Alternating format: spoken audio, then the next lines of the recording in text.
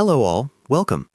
Today we will be covering deportation relief rules under repealed immigration law. As part of this video, we will cover the audio recording of the case and also cover the decision by the court at the end. Judulang was a lawful permanent resident who faced deportation because of a criminal conviction. Before Congress repealed former Section 212C of the immigration laws, many longtime residents could ask the Attorney General for discretionary relief from removal. After repeal, the Board of Immigration Appeals developed a policy that allowed some deportable noncitizens to seek such relief, but denied it to others based on whether their ground of deportation had a close statutory counterpart among grounds of exclusion. Judulang argued that this comparable grounds approach was irrational and detached from the purposes of the immigration laws. The government defended the policy as an administrable way to translate an old form of relief into the modern removal framework. The legal question presented is whether the board's comparable grounds policy for deciding who may seek former Section 212C relief is lawful under the Administrative Procedure Act. Following is the audio recording of the actual court hearing.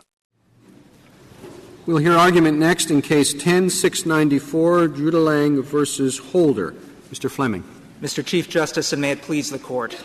In Hernandez-Casillas, the Attorney General confirmed that a lawful permanent resident subject to deportation, quote, must have the same opportunity to seek discretionary relief as an alien who has temporarily left this country and upon reentry been subject to exclusion.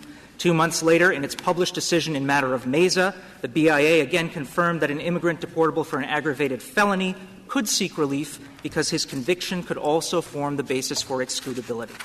Immigrants in situations indistinguishable from Mr. Judulang's applied for and received relief under this rule.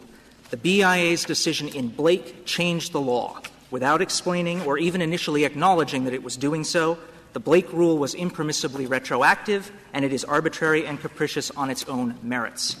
We would submit the evidence. How do you explain? I mean, I think that is a principal point, whether Blake and Riva changed the law. How do you explain the language in matter of Wadud, which antedates by a good deal those two cases, 1984, which says Section 212C can only be invoked in a deportation hearing where the ground of deportation charged is also a ground of inadmissibility. It seems to me that that's the basic point. Two responses to that, Justice Scalia. I agree. Matter of Wadud is the principal response that the government has, and it does not help them at all.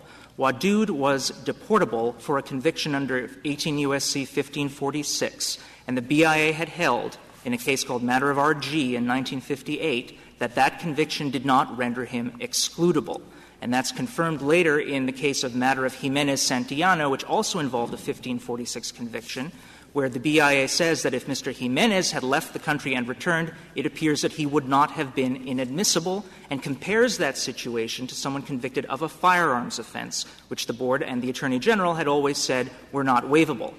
To the extent there's any ambiguity in the language that Your Honor read, it could not have survived the Attorney General's decision in Hernandez-Casillas, which I just quoted at the beginning of the presentation, which said that what one looks to is whether the alien in exclusion proceedings would be able to invoke Section 212C relief. And when the Board then addressed the case of the aggravated felony in matter of Meza, it did not even address Wadud or view it as binding at all. It looked to the conviction and whether it formed a basis for excludability, and the BIA then followed up with no fewer than 8 decisions in crime of violence cases, indistinguishable from this case, where the BIA cited not Wadud, not any of the other cases that the government is relying on, but cited Meza as articulating the doctrine that the focus of analysis is on the conviction. And the Court has the briefs of several former immigration officials, including 2 INS general counsel and several INS trial attorneys, confirming that that was the position and the basis on which the government litigated these cases.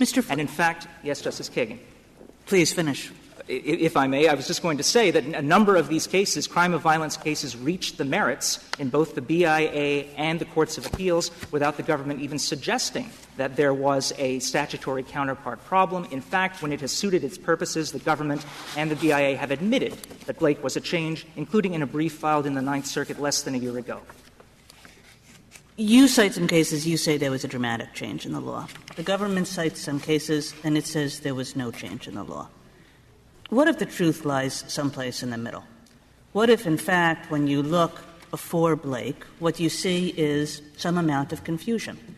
that the board sometimes was following the Blake rule, but that on other times individual judges or maybe the board itself were doing something different because the individual circumstances suggested that they should, just because they weren't so clear on the difference between these two approaches.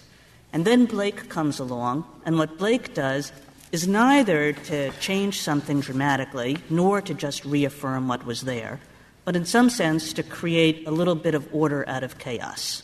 What would that do to your argument if that's the way one understood Blake? Obviously, Justice Kagan, we don't think that is the proper way to understand Blake. But to answer the question, for purposes of the retroactivity analysis, the Court uses what the Court in St. Cyr called considerations of fair notice, reasonable reliance, and settled expectations. And we would submit that reliance was more than reasonable and expectations more than settled as to how the Board was addressing crime of violence aggravated felony convictions prior to Blake, as is shown by the evidence that I cited a minute ago, namely the position that the government itself was taking in these cases and the way that immigrants would have been advised by both criminal defense counsel and immigration counsel, including, for that matter, INS trial counsel. Well, reliance on confused law is certainly not reasonable reliance. I mean, if you accept the premise that Justice Kagan operates from, how can you say that you're reasonably relying on confused law? I don't accept the premise at all, Justice Scalia, well, that the law was confused. That's a different point. But even if there was some lack of clarity in the law, and we don't think there was, I think the record before the Court is very clear that people were advised by competent counsel and that the government itself took the same position in front of the immigration courts and the courts of appeals, that someone with a crime of violence aggravated felony conviction could seek relief because that conviction would make him or her excludable, and the availability of relief in deportation proceedings is meant to be the same as it would be in exclusion proceedings. I understand the advice of counsel, but what is the reasonable expectation of that's been altered? The reasonable expectation that once someone pleads guilty, Mr. Chief Justice, to an excludable offense, one that would be waivable in exclusion proceedings, that a waiver may be sought in subsequent deportation proceedings on exactly the same basis. And that is so you're saying published policy. The expectation is when he pleads guilty to a violent felony, that he expects, well, if I'm deported because of that, I'm going to be able to seek discretionary waiver? Yes, that's quite correct, Mr. Chief Justice. That's the ruling in St. Cyr, that when someone pleads guilty to an offense that is eligible for relief under Section 212C, there is reliance on the possibility, not a guarantee of a waiver, obviously, but the avoidance of mandatory deportation by appealing to the discretion of the Attorney General. How often are these waivers granted? Quite frequently. I think the Court had pointed out in St. Cyr that they are frequent, and now, because the category of people who are eligible involves people who have very old convictions, they necessarily pled before 1996. They are usually minor convictions. They involve people who've been in this country for a long time. They frequently have property. They have families. They can show rehabilitation. Often they only come to the attention of the immigration authorities by applying for naturalization or by renewing their green cards. And they get thrown into deportation on the basis of these old convictions that at the time of the plea would have been eligible for a waiver. And it is simply unfair to change the law, as Blake did, and oppose that change on people who relied on it. But in terms of the expectation interest, we have to visualize someone who is facing a serious charge and is entering a plea bargain, where presumably the consideration of what he's pleading to, how much of a sentence he's going to get, all that are dominant considerations. And he's also going to say, well, I've been advised that I will be able to apply for a discretionary waiver, so I'm going to plead guilty. That's a fairly unlikely scenario, isn't it? On the contrary, Mr. Chief Justice, the Court in St. Cyr made very clear that's a very likely situation. It cited a couple of cases at that time that specifically involved that colloquy. The NIJC amicus brief, which is before the Court in this case, identifies a couple of situations, including the case of Mr. Ronald Bennett, who was advised by his lawyer that when he pled guilty, it would not be a problem for him for his immigration status because he could seek 212C. No, I'm not questioning the fact that he was advised, but presumably the lawyer will also advise him, and you also have to pay the $250 restitution, whatever fee. I'm just questioning how significant that advice will be when someone's determining whether to plead guilty or not to a violent felony. I understand, Mr. Chief Justice. It is quite significant for people whose ability to stay in this country is highly important to them. They have family here. They've lived here for decades. And the violent felony, in this case, he had a suspended sentence, didn't he? He was sentenced to time served, essentially, for this conviction. That's right. Now, if he had been convicted of a lesser offense that was not a crime involving moral turpitude, he would not be eligible for the waiver. Isn't that right? That if the offense would not have been waivable in exclusion proceedings, he would not be eligible. That's correct, Justice. But there might be other forms of relief. But isn't that strange? Suppose you have somebody who's charged with a lesser offense that doesn't involve moral turpitude and a greater offense that does, and the defense attorney comes to the client and says, I've got great news, the prosecutor will take a plea to the lesser offense and drop the greater one. I guess that would be bad, potentially bad advice, because he ought to plead to the more serious offense, because then he would be eligible for a waiver.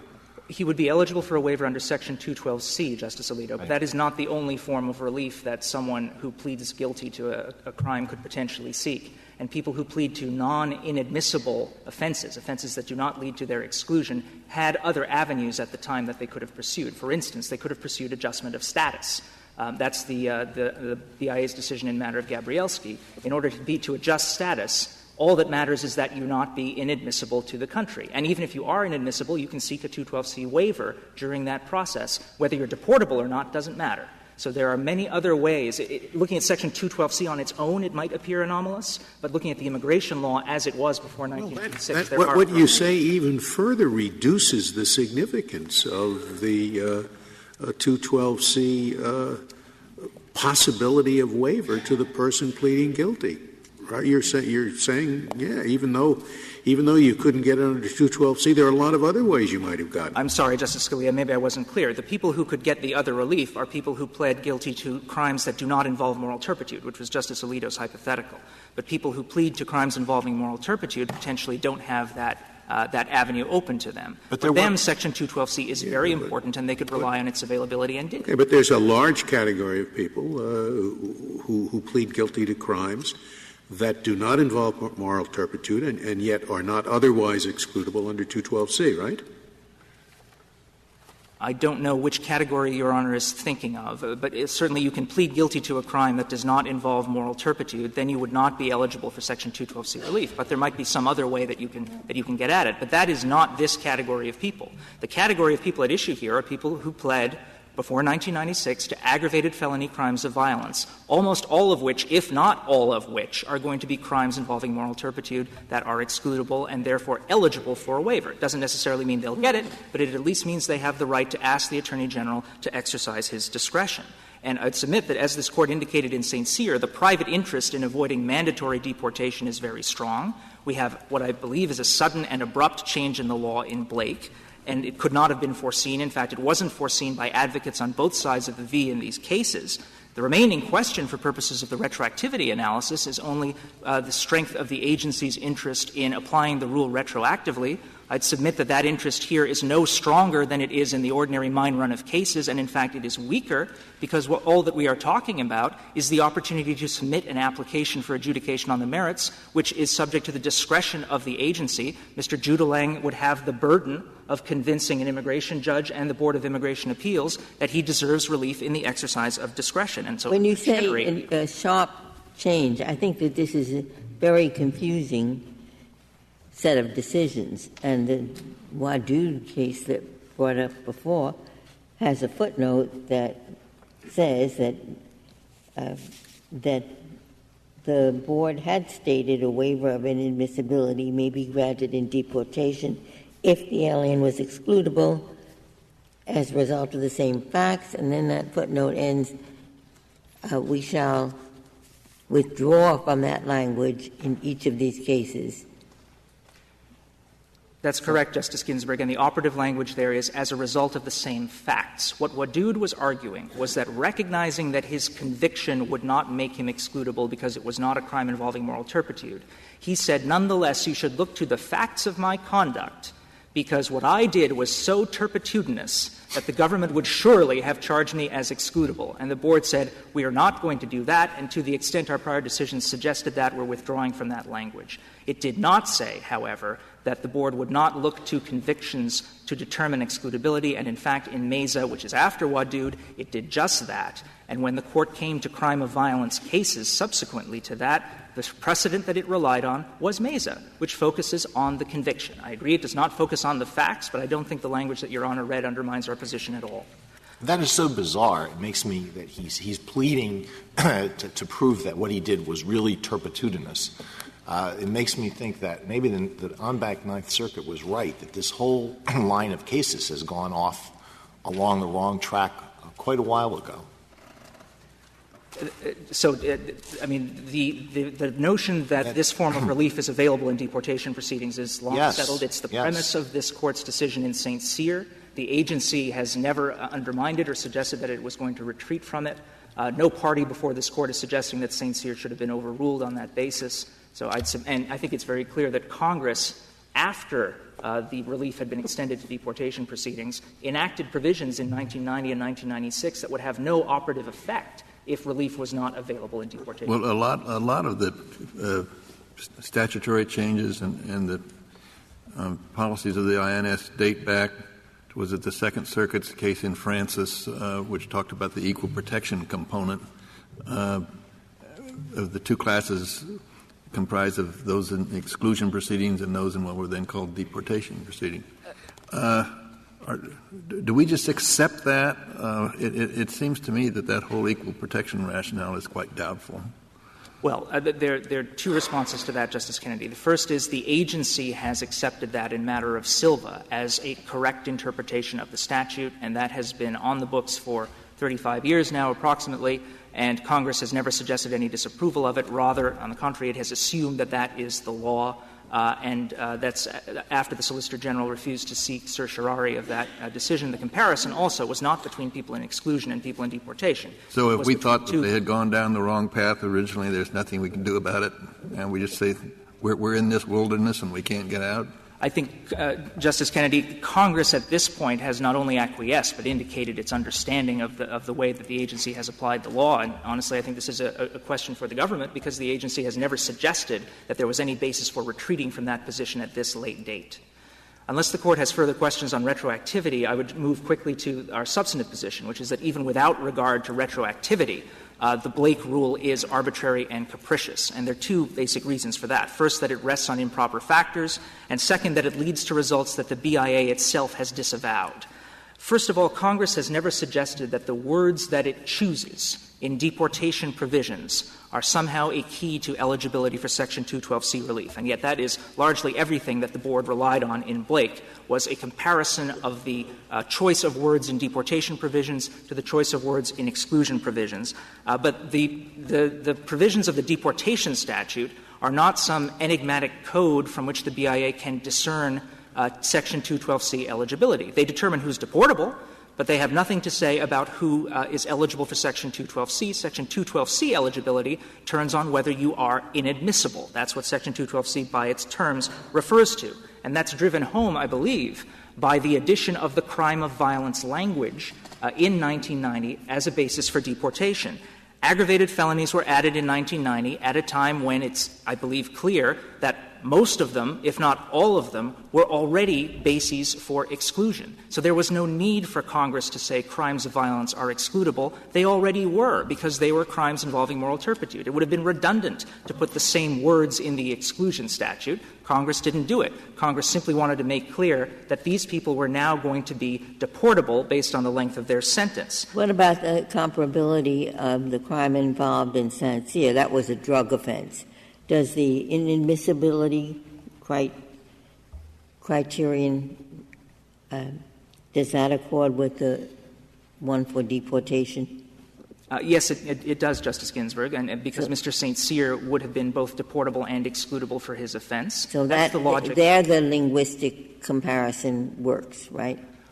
Well, the Board in Blake concluded that the linguistic comparison worked there so that it did not have to find itself at odds with this Court's decision in St. Cyr. That's true. But when the board originally made that decision in matter of Mesa, they didn't just look to the linguistic comparison. I agree that if there's a perfect linguistic match, then you might not need to go to look at the conviction, because someone who falls under one will necessarily fall under the other. But just because Congress uses different words in the deportation subsection that's asserted against a particular alien doesn't mean that the analysis stops there, because the conviction might well make the person excludable, such that the application that they're able to file in deportation proceedings should give them the same relief as they would have in exclusion proceedings. So what happened in 1990 when crime of violence was added, according to the government, is that was a radical change in Section 212C eligibility, stealthily and silently, because, of course, while Congress was amending 212C at that time, saying it was no longer available to deportable aliens who didn't show up for certain hearings, and no longer available for aggravated felons who were deportable who had served more than 5 years in prison, yet it said nothing suggesting that people who had committed aggravated felony crimes of violence were all of a sudden ineligible for Section 212C relief, even though it could have said that. The notion that one can infer or decode those provisions as shutting out Section 212C relief for this group of people silently, even though the overlap is perfect, if not near perfect, is, we would submit, simply unreasonable. The arbitrariness comes through in another way. Mr. Which Fleming, is that the government says that it has an interest in treating people in deportation proceedings less favorably, if you will, than people in exclusion proceedings. Do you dispute that broad premise that the government could develop a system which treated those two groups differently? That is not the way that the agency has ever treated permanent resident aliens. In fact, if that is the government's position, that is clearly a change in the law. The BIA said, going back to Silva, but in matter of AA, a 1992 published decision, that it is the quote, long established view of the Attorney General and the federal courts that an application for Section 212C relief filed in the context of deportation proceedings is equivalent to one made at the time an alien physically seeks admission into the United States. That's footnote 22 of matter of AA. So the agency's long-standing position, at least since Silva, has been that there is no difference between an application filed in deportation and one filed in exclusion, and that, I think, is consistent with what Attorney General Thornburg said in matter of Hernandez-Casillas. I'd submit one last point, which is the arbitrariness of what the BIA is doing shines through in that it has led to consequences that the BIA has itself repudiated as inconsistent with the statute. And the most salient example is the one that the government admits on page 26 of its brief, which is that there's a possibility that someone could get a waiver of inadmissibility one day for a given conviction and then be deported the next day for the very same conviction. Now, the BIA in 1956, in matter of GA, said that was clearly repugnant. Now, the agency cannot have it both ways. The statute cannot mean X and not X. If it does, that is the hallmark of arbitrariness. The government's only answer, as far as I know, is that it will exercise its prosecutorial discretion to avoid that situation. I would submit that an agency cannot defend an arbitrary policy by saying that it is going to be enforced in a capricious way and that it will all balance out in the end. This Court should evaluate the Blake rule on its own merits, and if it is arbitrary, as it clearly is, it should be disapproved. The other indication of arbitrariness is that the Blake rule revives the distinction between deportable aliens, Justice Kennedy, who traveled abroad and returned, and other deportable aliens who did not travel abroad and return. The government says that's not the case. The government says that it does not treat those two groups differently. Do you have any evidence to the contrary? Yes, Justice Kagan. The evidence is the Attorney General's opinion in Hernandez-Casillas. The government's only citation for that is a footnote in Wadud, arguing that supposedly the nunc-pro-tunc doctrine is not still good law. But 5 years after Wadud, in Hernandez-Casillas, Attorney General Thornburg was asked by the INS to disapprove matter of L, Justice Jackson's decision as Attorney General, and matter of GA, and the nunc-pro-tunc doctrine that is set out in those decisions, and he expressly declined to do so. On the contrary, he reaffirmed that in cases where the alien has left and come back, the Attorney General and the Board have permitted the alien to raise any claim for discretionary relief that the alien could otherwise have raised had he been excluded. So nunc-pro-tunc clearly is still good law, and the government seemed to agree with that as recently as its brief in opposition to certiorari. As for the travel distinction itself, the government, to its credit, does not try to defend it, and with good reason. The agency in Silva has long held that there is no distinction or no rational way to distinguish under the statute between people who are in deportation proceedings who have left and come back and people in deportations who have not. Unless the Court has further questions, I'd reserve the remainder of my time. Thank you, counsel.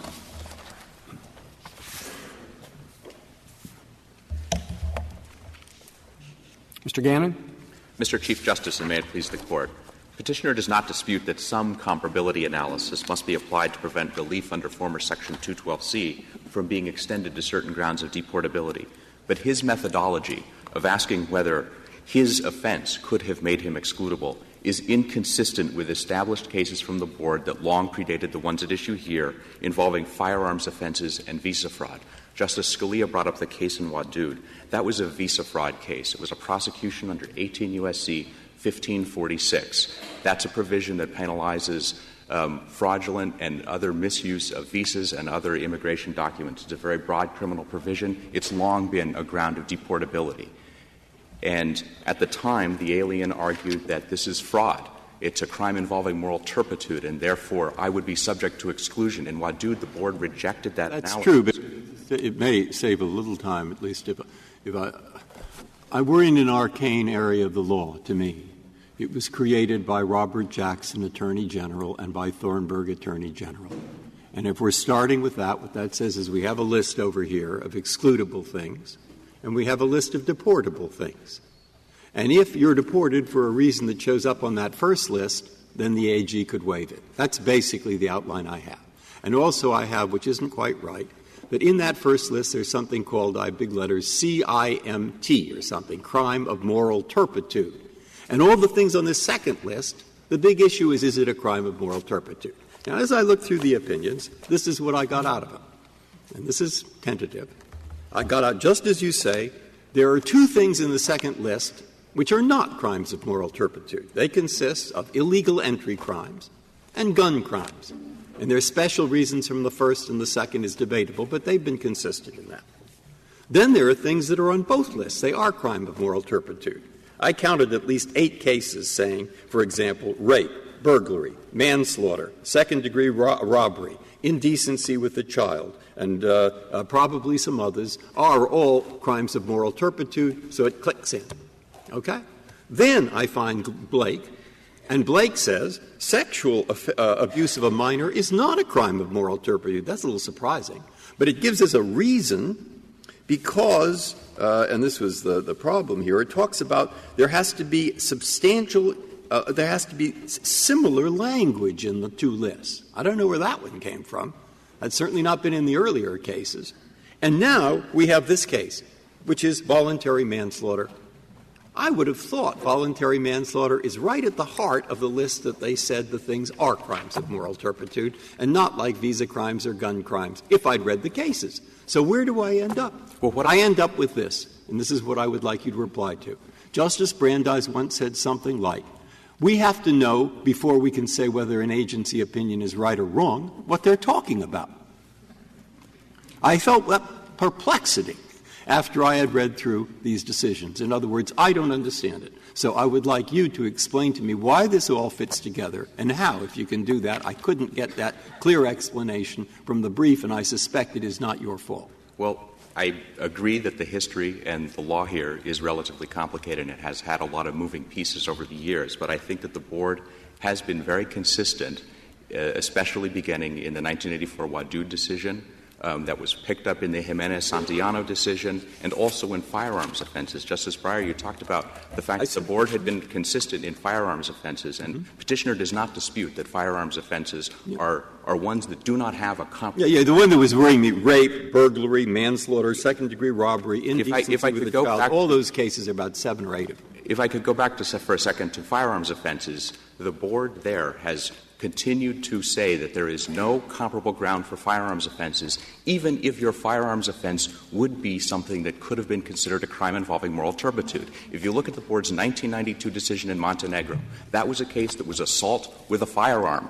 And so it wasn't merely possession of a handgun or an automatic weapon or a sawed-off shotgun. Is there any aggravated felony crime of violence that is not a crime involving moral turpitude? Yes. Justice Ginsburg, the Board pointed out in the Brieva-Perez decision that minor but relatively common crimes of violence, including simple assault and burglary, generally aren't considered to be crimes involving moral turpitude. In the reply brief, petitioner points to a board opinion in Lucent saying that the record is muddled on burglary, but that opinion only showed that residential burglary isn't a crime involving moral turpitude, and a crime of violence in the definition is one that involves the use of physical force against person or property of another. And so it doesn't need to be aggravated in any other sense. It doesn't need to be Was Judulang's crime a crime involving violence? Yes, it was a crime. A crime of moral turpitude. Yes, it was. But what I'm trying to say, Justice Ginsburg, is that petitioner's approach of looking to the conviction is inconsistent with the board's Don't look to repeated the methodology. conviction. That may be his approach. My approach is look to the category. And Justice look to Breyer, the category, and the category here is not, the category isn't crime. The category is what kind of a crime, and this is a crime of violence. In the statute, or if you look at what was charged, it's called voluntary manslaughter. Either way, I would think those categories, as categories, fall within crime of moral turpitude. Well, but the category that's relevant is the crime of violence. And as I just discussed with Justice Ginsburg, there are indeed crimes of violence that satisfy the statutory definition in 18 U.S.C. 16. But you're not. If I'm Can I hear his answer? I was very interested in the question. It seemed to make a good point. Well, if I could finish up on the firearms analogy, I think that this is responsive, Justice Breyer, to your point about looking at the category, and that in Montenegro, the board specifically concluded that this offense, assault with a firearm, it's a firearms offense, but because we've already concluded that as a categorical matter, firearms offenses aren't on the list of exclusion crimes, we don't care and we're not going to ask ourselves whether it could have been a crime involving moral turpitude. The board applied that same reasoning again in a 1995 opinion in Espinoza. We quote all of these opinions on page 41 of our brief. And so in these two categories, firearms offenses and visa fraud offenses, both of which could often involve moral turpitude on an individual, in any individual case, such offenses could involve moral turpitude, just like a crime of violence may well involve moral turpitude, and yet the board concluded that because as a categorical matter, this is not comparable to any ground of exclusion, it was going to say that it was not going to extend this relief. That let's let Justice Sotomayor jump in now with her question. Right. I go back to Justice Breyer's question. What you just said made logical sense. The category of gun possession doesn't go in. Visa fraud doesn't become a crime of moral turpitude. But we have cases that have said generically manslaughter, which involves violence, is a crime of moral turpitude. Others have qualified sexual abuse of a minor. I don't know of anyone who would think that category of crimes, whether you call it decency, touching, or we've already said touching alone may not qualify. But my point is, you now are saying, I think, and correct me if I'm wrong, that aggravated violent felons is an entire category. And anything that falls under that label can't be a ground of exclusion. That's how I read your categorical comparison now. No, the board has made it clear from as early as the Meza decision that it would look into the specific category within the definition of aggravated felony. So now why is manslaughter not a crime of moral turpitude? Because that's not the category in the aggravated felony definition that we're talking about. What we're talking about is crimes of violence. That's the category. Mr. Gannon, suppose this. Suppose that on the exclusion side you have this category of crimes of moral turpitude. And suppose on the deportation side, which I think is right, you have a category called crimes of violence, and you also have a category called crimes of moral turpitude. There's a time limit on that. We do have that category here. That's right. Suppose that the government could have slotted manslaughter into either of those categories on the deportation side. And I understand that there's a dispute about whether it could have, but let's suppose it could have. So if manslaughter is categorized on the deportation side as a crime of violence, you say it doesn't match with the category on the exclusion side. But if the same crime is categorized in a different way by the government, then it does match on the exclusion side. So what sense does that make? The government's decision about how to categorize a given offense on the deportation side is going to determine whether a person gets relief. Well, I think that there's no dispute about that between us and Petitioner. If somebody had a firearms offense, it could have been charged either way. The Petitioner just says we look to manslaughter, and we ask whether that qualifies a person for relief on the exclusion side. And what I'm trying But you're saying, no, first we have to put manslaughter in a category on the deportation side, and then we have to match that to the category on the exclusion side. And what I'm asking you is kind of what sense does that make? Doesn't everything depend on which category you put manslaughter into? Well, the reason it makes sense is because the statute only provides for relief from grounds of inadmissibility or exclusion. By its terms, you are so far from the statute, Mr. Gannon, you can't even tell what's closer to the statute. I mean, you are miles away from the statute. The way this doctrine developed, Justice Kagan, is that it developed in the context where the Board recognized that the statute only applied to waiver of grounds of excludability. And it extended that to deportation cases when it was on the basis of the same grounds that could have been presented in an exclusion proceeding. And so that's all we're trying to do here, is to continue without — Your position means that it's up to the agency, up to the person who makes the charge, because take Mr. Judulang. He could have been categorized as deportable because he committed a crime involving moral turpitude, or he could have been categorized as somebody who committed an aggravated felony. It is then totally in the hands of the person who's making the charge whether there'll be a match or not. The reason why that's so is because the thing that is going to be waived at the end of the proceeding is the ground of deportation. And so if the ground of deportation is for an aggravated felony, a crime of violence, then it needs to be one for which there's 212C eligibility. The same would be true if it were a firearms offense. If the officer labels the manslaughter, in this case, a crime involving moral turpitude, then there's a match. And if he labels it aggravated felony, crime of violence, then there's no match.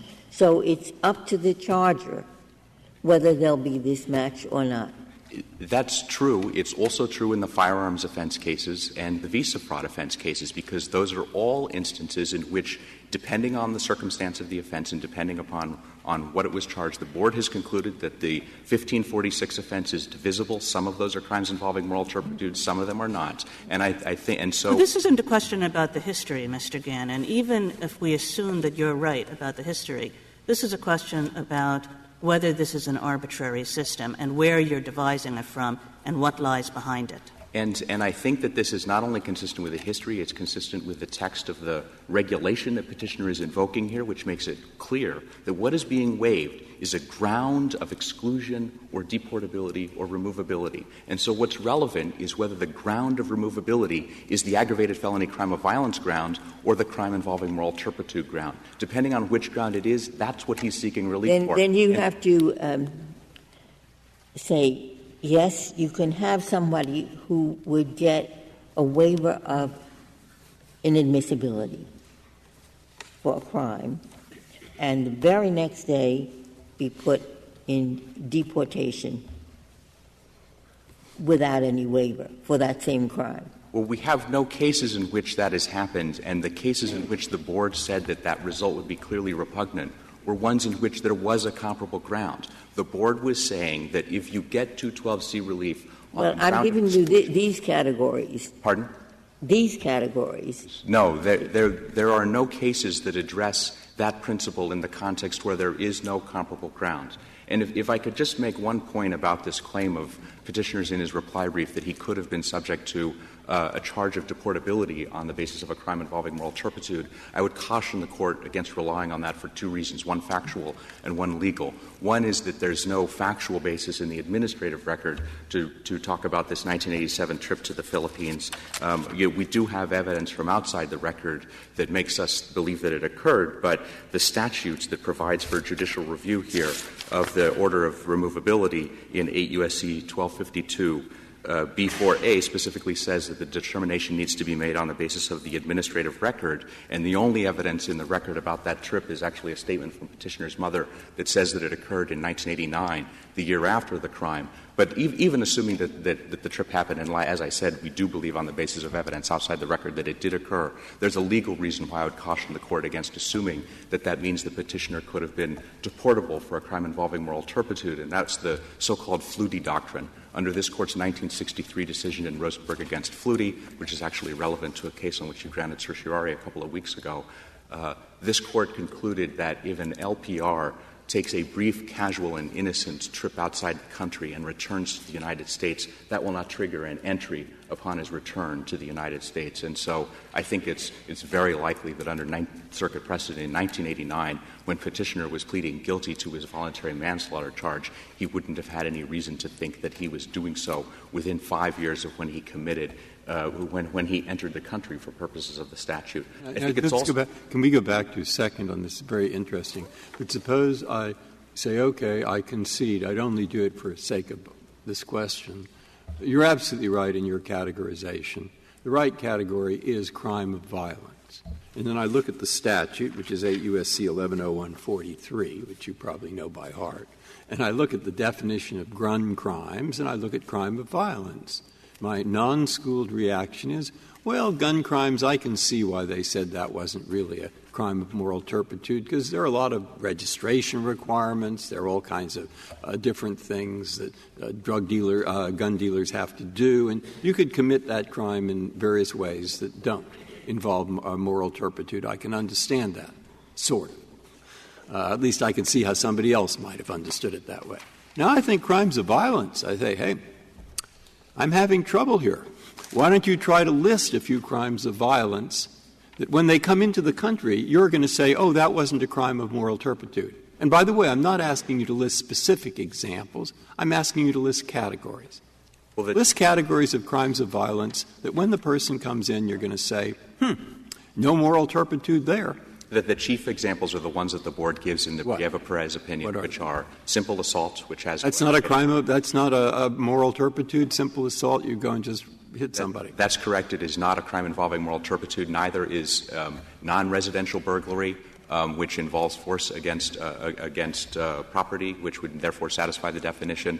This is an opinion that... Burglary isn't burglary where it might be an occupied building? If it were an occupied building, if it were a dwelling, a house, a warehouse. I'm being a little quibbling now. Well, of course, my basic concern in the Ninth Circuit, a burglary of a residential dwelling that's occupied is not a crime involving moral turpitude. Oh, really? Okay. In a case that's cited in the concurring opinion. So there are some. There certainly are. A little odd, but what I'm afraid of... They tend to be minor.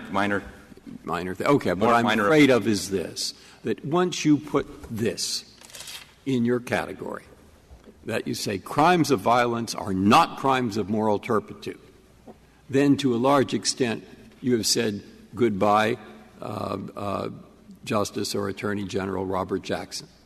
You're saying goodbye to Jackson and Thornburg because you have driven such a wedge between these two statutes that there's hardly anybody who would be able to qualify for the Jackson-Thornburg approach to this statute. I overstate slightly, but you see my point. I see your point, Justice Breyer, and if you look at all of the cases that predate the era that we're talking about here, they almost all involve two categories of offenses, drug trafficking or controlled substance offenses and crimes involving moral turpitude, things that were actually charged under the ground of deportation for crimes involving moral turpitude. And here, Congress added aggravated felonies to the deportation side of the ledger, but didn't add it to the exclusion side of the ledger. And then it repeatedly expanded the definition of aggravated felony between 1988 and 1996 in ways that made these offenses treatable in different ways for purposes of deportation than they were for exclusion.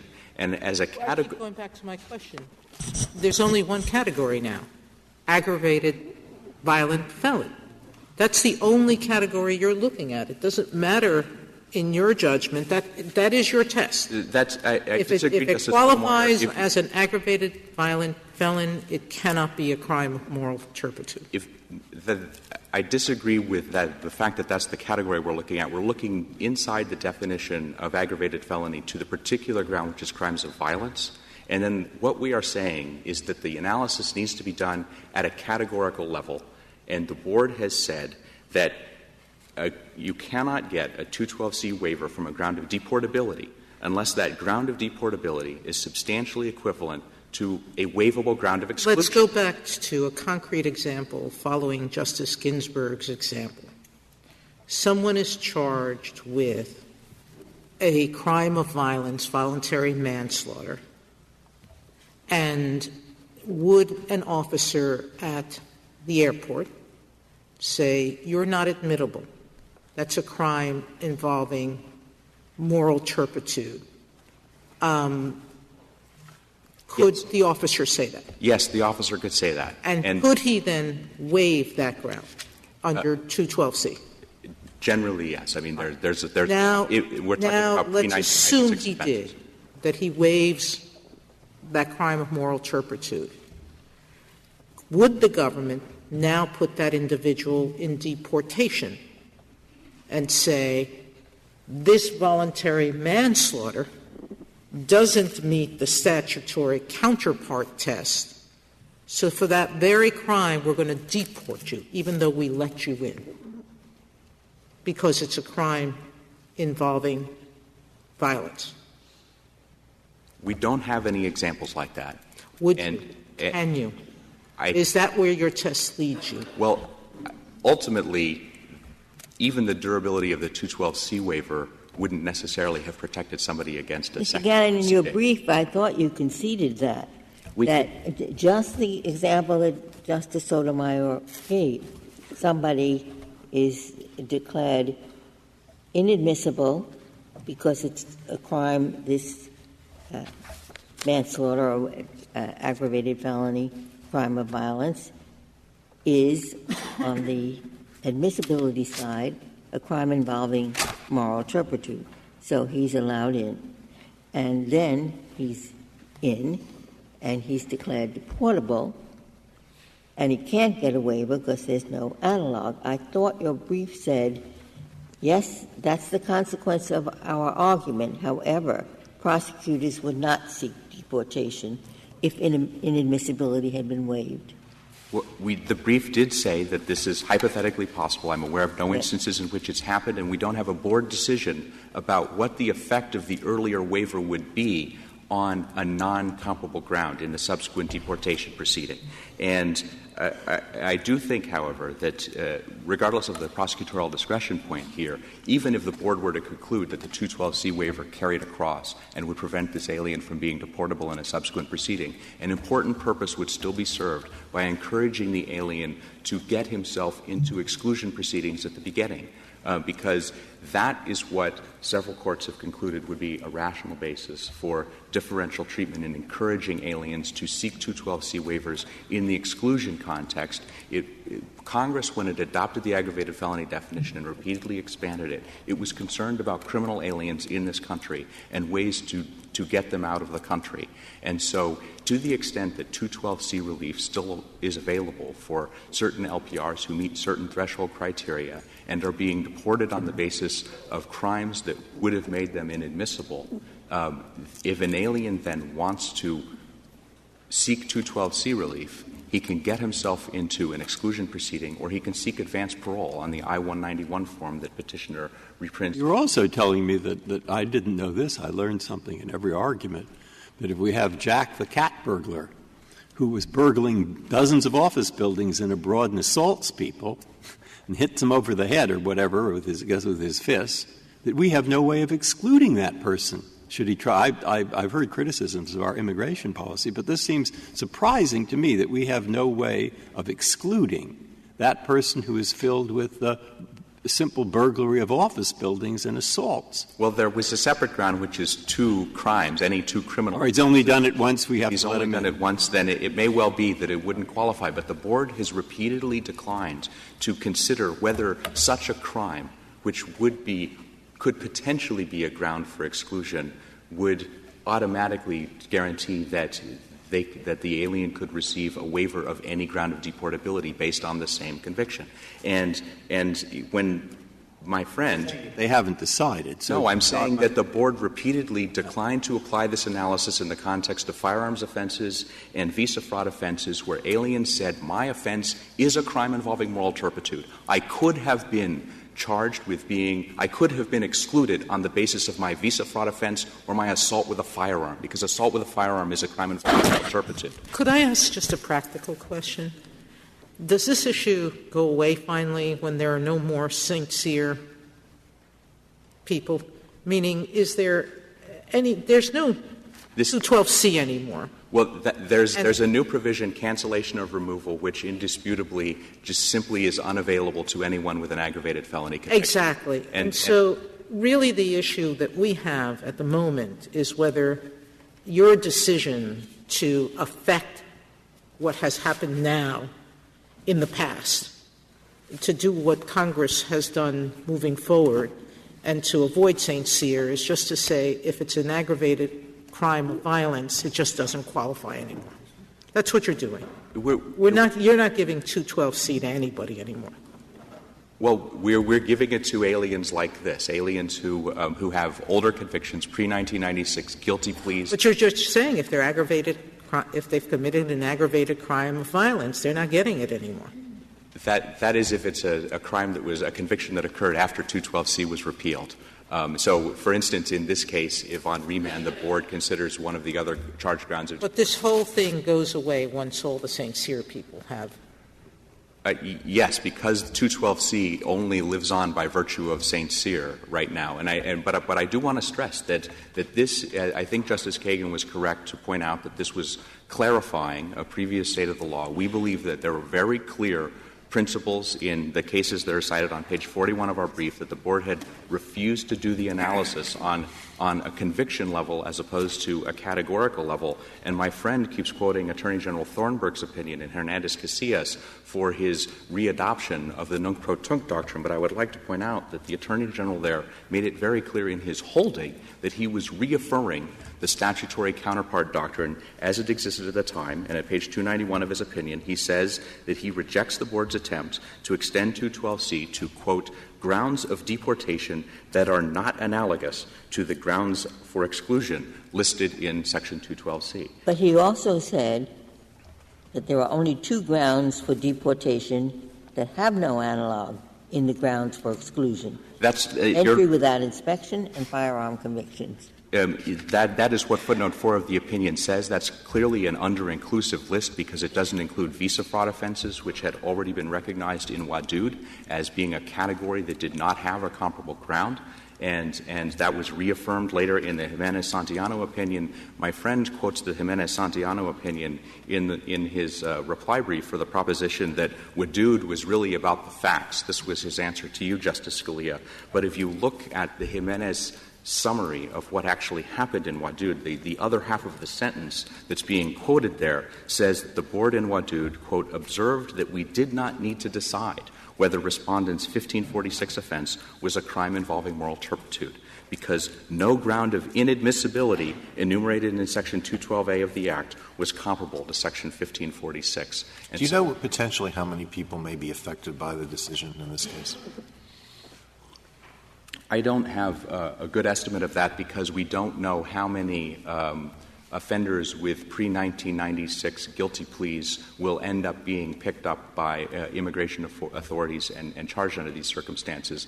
Petitioner is somebody who, at the time he committed his offense, wasn't even an aggravated felon. It's only by virtue of the retroactive applicability of the definition that he became an aggravated felon. And so that makes the sort of St. Cyr question about his reliance a bit perplexing here. At the time, when he was pleading guilty to voluntary manslaughter, because it wasn't within 5 years of entry, it wouldn't have been a crime involving moral turpitude, and therefore it wouldn't have been a ground for deportability. And it also was not yet an aggravated felony. So he had no reason to think he was pleading guilty to a deportable offense. But do you know how many times this has come up in cases over, let's say, the past 5 years?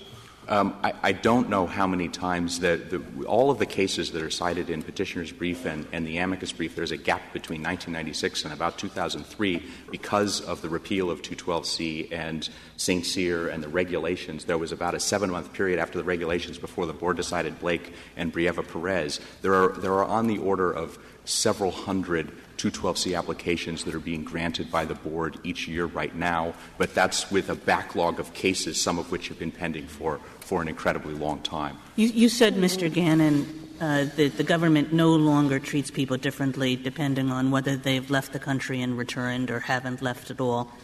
Mr. Fleming points out that you said the opposite in your brief opposing cert. I appreciate your chance to let me clarify, Justice Kagan. In our brief in opposition, we stated that an alien could avoid the statutory counterpart rule by leaving the country. That meant that by getting himself into an exclusion proceeding, the statutory counterpart rule then would not be applicable. It didn't mean that had he left the country, come back, evaded an exclusion proceeding, and been put in a subsequent deportation proceeding, that the statutory counterpart rule wouldn't apply. Thank you, Mr. Gannon. Mr. Fleming, you have 6 minutes remaining.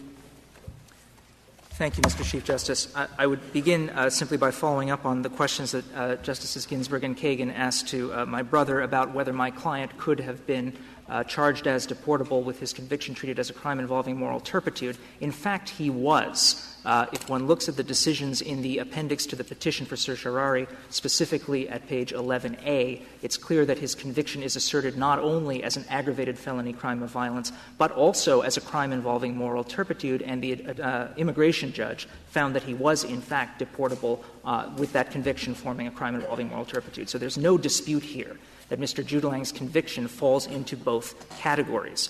On the issue of the factual basis of my client's deportability at the time of the plea, Mr. Gannon is correct. There's nothing in the administrative record that says that, and that is why this Court typically does not countenance arguments based on the facts by the respondents that are raised only in the brief on the merits. If anyone had suggested that this was an issue on which a factual record needed to be developed, we could have done it. It would not have been hard. I also want to comment on one point that Mr. Gannon made, which is that the thing that is waived under 212C is a ground of deportation. That's not correct. Section 212C provides relief from inadmissibility. It says that clearly in its text. That is how the regulations and the decisions have always treated it. The form that immigrants are instructed to fill out, Form I-191, which is appended to our blue brief, specifically says, state the reasons you may be inadmissible to the United States. If a waiver of inadmissibility is granted, that waiver protects the immigrant from subsequent deportation based on the same conviction. That is the language of matter of GA, which the government itself exerts in its brief, and Justice Ginsburg is correct. That is, they admit that a waiver is durable in that sense. If it is granted to waive inadmissibility, it protects the alien from deportation on any deportation subsection based on that same conviction. I thought it was telling, Justice Breyer, in reaction to your question, which was seeking an explanation of how this scheme is reasonable, the answer that counsel for the government gave was that the BIA has been consistent with firearms and visa fraud cases, but there was no explanation as to how the Blake rule, as it is now drawn, is in any way a reasonable application of the law. I would submit for the reasons that Your Honor pointed out, which is that we have a number of, whether one calls them convictions or whether one calls them categories of crimes, voluntary manslaughter, aggravated burglary. Recall that we're talking about aggravated felony crimes of violence. I would recognize that if we talk about third-degree burglary, which could be charged on the basis of someone opening an unlocked door and walking across the threshold, maybe that's not a crime involving moral turpitude, but it is probably not an aggravated felony crime of violence either, certainly not after this Court's decision in Leocal. So I would submit that the government has not identified a crime that would be both an aggravated felony crime of violence and yet not a crime involving moral turpitude. The overlap is, I would submit, total, and even if it's not total, that is not the end of our argument because the Board itself has said you don't need a perfect match You just need substantial overlap, and the overlap is at the very least substantial, if not complete. The crime that was charged in Brieva Perez itself, unauthorized use of a vehicle under Texas law, has subsequently been held by the Fifth Circuit not to be an aggravated felony at all. So Brieva Perez on its own terms is no longer good law, as we point out in our reply brief. The interest that Mr. Gannon asserted at one point about getting immigrants to put themselves into exclusion proceedings, this is a very important point. The agency has never suggested that that is the way that it runs the railroad. On the contrary, it has expressly said the opposite. It does not matter whether the 212C application is filed in exclusion proceedings, in deportation proceedings, or outside of proceedings entirely by sending a letter to the district director saying, please give me an advance waiver before I travel abroad. The regulations make it very clear, and the decisions make very clear, I quoted matter of AA in my opening argument, that an application is identical and the relief that is given is identical, regardless of the proceedings. For Mr. Gannon to stand up and say that the agency is now creating a sharp distinction, saying that applications filed in exclusion are omnipotent and applications filed in deportation proceedings are meaningless, is a clear change in the law, and it is unfair to apply it against immigrants like Mr. Judulang and others who relied on the availability of Section 212C as protection from removal, whether exclusion or deportation in the future, when they pled guilty. Justice Sotomayor, your question about how many people are involved here, it is difficult to identify specific numbers because very often these cases are decided at the immigration judge level that are not reported. In the appendix to our petition for certiorari, we identified over 160 people who have been who have suffered under the Blake rule since Blake was decided in 2005. And part of the problem is that we are talking about a group of people who have been in the country for a long time, whose convictions are dated, who are law-abiding, who are reformed, and may only come to the attention of the authorities subsequently through perfectly law-abiding conduct, such as applying for naturalization or renewing a green card. So if they weren't law-abiding, they would have committed a new felony that would render them that would potentially subject them to removal. Exactly. Now, and there might be other forms of relief, as Mr. Gannon mentioned, but that's certainly right. But a good number of the people here who have been harmed by the Blake rule are people who are the most deserving candidates for relief, and the NIJC brief, I think, sets that out quite convincingly. We would submit that the only reasonable approach here is the one that the agency took for years under Mesa and under the 8 decisions that Justice Breyer referenced, where the immigration judges knew the rule, they applied it, they looked to the conviction, they figured out whether the conviction would trigger excludability. If it did, then the alien was entitled to apply on the same basis and with the same effect as if he had found himself in exclusion proceedings. The judgment should be reversed, and Mr. Judulang should be entitled to file his application for adjudication on the merits. Thank you, counsel. Counsel, the case is submitted. That concludes the audio recording of the court proceedings. The Supreme Court ruled 9-0 for Judulang. Justice Elena Kagan wrote the opinion for a unanimous court. The court held that the Board of Immigration Appeals' comparable grounds policy was arbitrary and capricious under the Administrative Procedure Act. The majority concluded that the rule made eligibility for discretionary relief turn on happenstance and technical matching of statutory categories rather than on any sensible connection to an individual's fitness to remain in the country. Justice Kagan's opinion emphasized that administrative agencies must give reasoned explanations for their policies. Here, the board's test depended on abstract comparisons between exclusion and deportation grounds that bore little relation to the actual purposes of the old relief provision.